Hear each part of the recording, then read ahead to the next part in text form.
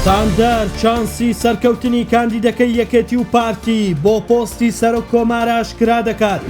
ئەردۆغان لە هەڵکشانی ئۆپۆزیسیۆن تۆقیوە و هەڵمەتێکی دیکەی توندی پاکتاوکردنی نێارەکانی دەست پێ کرد. شەڕع دوای یەک ساڵ یاسای بودجەی دانا و هەرێمیش 12 ساڵە داهات و خەرجیەکانی ئاشکرا ناکات. ئەکبەرەی زانیاریەکانی ستاندەر تاوەکو ئێستا پارتی و یەکێتی لەسەر کاندیدێکی هاوبەش بۆ پۆستی سەرۆک کۆماری عێراق ڕێک نەکەوتون و یەکێتی سوورە لەسەر کاندیدەکەی کە نزار ئامێدیە. دانەر عەبدوڵغەفار پەرلەمانتاری فراکسیۆنی پارتی لە عێراق ڕایگەیاند هەردوو حیزبە کوردیەکە تا ئێستا لەسەر بەربژێرێک بۆ پۆستی سەرۆک کۆمار ڕێک نەکەوتون، ئەوەش بەهۆی ڕاوەستانی دانوستانەکان لە ئەنجامی شەڕەوە.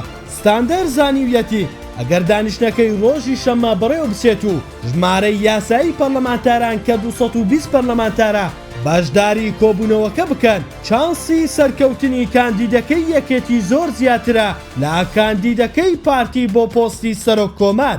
هاوکات بەپێی ئەو ڕێککەوتنەی کراوە ئەگەر کاندیدی یەکێتی سەرکەوتن بەدەست بهێنێت ڕاستەوخۆ محەممەد شیع سوودانی بۆ پێکێنانی حکوومەت ڕادەسپێرێت. بەڵام ئەگەریش هەیە بەهۆی ناکۆکی توندی ئێران و ئەمریکا دانیشتەکە جارێکی دیکە دوا بخرێت.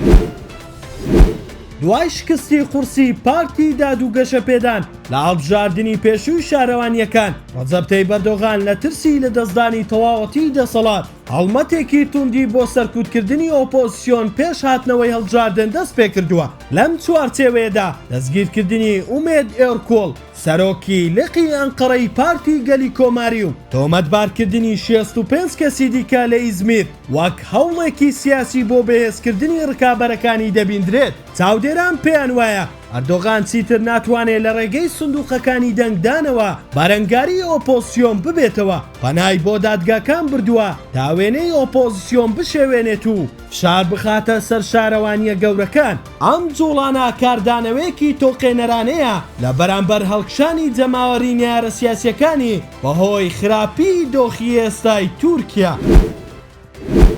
محەممەد یوسڕ وەزیری دارایی سووریا لە کۆنگرەیەکی ڕۆژنامەوانیدا یاسای بودجەی سووریای بڵاو کردەوە. بەپێی خەمڵاندنەکانی بودجەی ساڵی 2026 سووریا داهاتی پێشبینی کراو نزیکەی 958 ملیارد لیرەی سووریا کە دەکاتە 8.7 میلیارد دۆلار، لە کاتێکدا خەرجی پێشبینی کراو نزیکەی 1156 میلیارد لیرەی سووریا کە دەکاتە 10.5 میلیارد دۆلار. ئەوە لە کاتێکدایە حکوومەتی هەرێمی کوردستان دوای 35 ساڵ حکومڕانی بەڵام ماوەی 12 ساڵە بە هیچ شێوەیەک یاسای بودجەی نەبووە و کەس نازانێت داهات و خەرجیەکانی حکوومەتی هەرێم چۆن ئەنجام دەدرێت و ئامادەش نییە هیچ زانیاریەک بۆ ڕای گشتی ئاشکرا بکات.